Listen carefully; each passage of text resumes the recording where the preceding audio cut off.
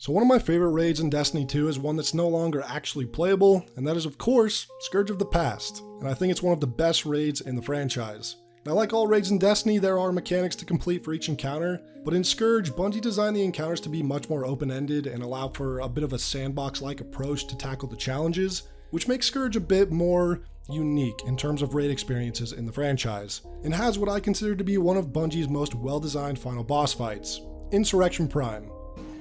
Oh god. Oh, he's middle. He's coming out. It's a big walker guy, it looks like.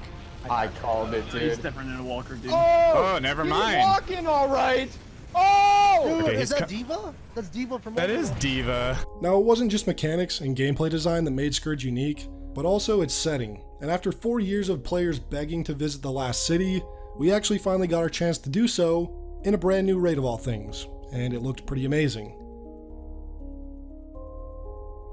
In the first encounter, the goal was to deposit 4 radiant batteries in the outer nodes of the arena and remove the shields blocking your path forward. So grab some balls, dunk them somewhere. Super unique, I know, but this was before this design was worn out. And at least one other player needed to be a map reader that would tell the rest of your team how to navigate through the arena to find berserkers that would be holding the batteries. Now this entire area was huge. No longer were raid spaces kind of confined to smaller indoor cramped rooms, like is the case with many previous raids that came before, but instead we get an entire district of the last city that required navigation on our sparrows. Now this would be the first sign of Scourge's more open-ended sandbox design, which is one of the biggest reasons that I love this raid. Now the map reader would direct players on where to take the charges once they were picked up from berserkers, where the carrier would be greeted by a bunch of ads. And if your team was playing well together, this would already be cleared by your teammates by the time you actually reached the deposit bank. And this encounter was really fast-paced and required teams to work like a well-oiled machine, and thanks to a debuff, required players to be rotating between berserker slayers, to ad clears, to battery carriers, all before the time ran out. And it was up to players to figure out the most optimal way to get it done. Now upon clearing this first encounter, you would enter the sewers maze. And what's pretty cool about this encounter is that you will enter the sewers where the final battery was deposited up above, which meant you could be dropped in at one of 4 different locations. This would force players to properly learn the layout of the sewers in order to successfully navigate it no matter where you got dropped into, which is just another element of being a more open-ended kind of design for the raid. And what comes next is one of the most intense yet incredibly fun moments in the raid, outrunning a flaming servitor on your sparrow.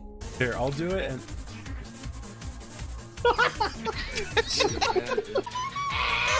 Uh-oh. No! Oh, no! No! Please! No! It's survived. Okay, now you No, can Ferris camera. died. Now even in this encounter, it wasn't as simple as a race to the end to escape, because there was actually a secret path you could take after activating various buttons along the way that would lead to a hidden chest. And inside this chest was probably the most sought after items in the game, and those were fallen mods. And this chest was the only place to get these unique mods, and they were insanely overpowered. And all it really took was perfecting your sparrow racing skills in order to access. But the final encounters is where Scourge of the Past really shines, in my eyes. I mean, just look at this final boss arena. Comparing it to any previous raid, it's easily the biggest, at least in terms of raw surface area. Riven's final room is very vertical and deep, and that's really cool too. It's definitely big, but here we get a lot of room to play around. So much room, in fact, that it's actually kind of intimidating the first time you play through it. But since the opening encounter of the raid did a really good job at preparing us for this kind of freedom, it's not too overwhelming, which is just great design. Now Phase 1 presents 3 things right off the bat. A mech connected with power cables, a gigantic servitor overseeing the mech, and a few tunnel entrances with some electricity blocking the way. Now at this point your team would need to split up into usually 2 teams of 3, where 3 players hold down the fort up above and take out the mega servitors every so often to disable the electric traps, while the other 3 would be navigating the tunnels to obtain 3 different buffs, which would be turned into juice that could actually spawn tanks. And fun fact, this is the first and only raid in Destiny to this day that allows use of tanks, actual combat vehicles in a raid. And let's just appreciate that for a minute. A raid that does have the usual deposit balls and learn a few symbols, but doing those things leads to spawning a tank to blow up a mech. I gotta say, I was hoping to see an evolution of things like this in future raids, and maybe one day we will see another raid that mixes combat vehicles into the mechanics again, because this is just badass. But I digress. Now, assuming you actually beat this encounter without activating a nuke on accident, Tactical nuke incoming!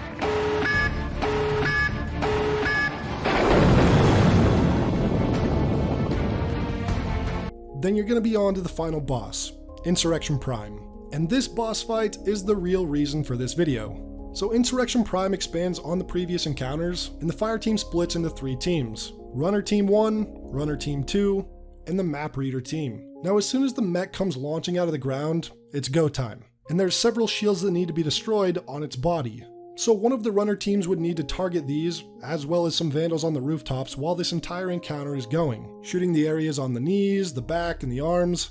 And the other runner team is fighting a berserker somewhere on the map, wherever the map reader told them to, then, once destroyed, would pick up the batteries, deploy them again where the map reader says, and repeat this process one more time with the runner teams now switching roles. Now what's super cool about this is that each berserker had its own abilities. They had different weapons that they used, which kept you kind of a bit on your toes because you kind of had to approach these berserkers a bit different. And when you completed this second round of berserk hunting and the shields were down, a tank would spawn at all platforms after the last battery was inserted, and would be used to stun the boss to begin DPS.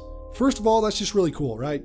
Riding around this big arena on your Sparrow, dealing with enemies that use a lot of verticality in the buildings, and then ending off with a tank to begin DPS. Just such a unique sense of scale in this encounter thus far.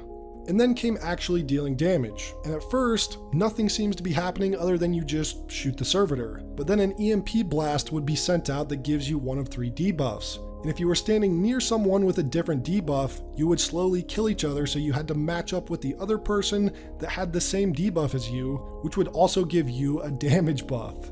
Now most of the time this meant assigning the debuffs to certain parts of the map while you dealt DPS, depending on where you actually set up to deal damage. And this EMP change happened multiple times during the damage phase. Now I think this mechanic is one of the most well designed and thought out, and it doesn't feel clunky either. Like it just flowed pretty well, unlike some other mechanics in raids previous, and even since, honestly. And if I had to assemble a list of my top 5 raid bosses in Destiny history, this one would be easily included in my top 5, largely thanks to the giant play space with sparrows and tanks. Berserkers are a tough challenge to deal with, enemies atop the buildings can overwhelm you if you aren't careful, and the mechanics to fight a giant mech are all well thought out and make total sense. There's not much else I could really ask for in a raid boss than what they did with Insurrection Prime. And as I'm just now wrapping up this script, I saw just the other day that this raid popped up in the API or something again, saying it might be back soon, and it's the upcoming raid next season that's returning instead of Wrath or Crota, so I guess that's kind of cool if you like this raid more than those two, but we'll have to see which raid really ends up returning. I was really hoping for Wrath of the Machine, but the more you think about it, Bungie would have to recreate Siva and all the assets and models relating to that, which, let's be honest, they're not going to do that. That would be an over-delivery in their eyes. But let me know what you guys think. Hope you enjoyed this video, and I'll see you all in the next one.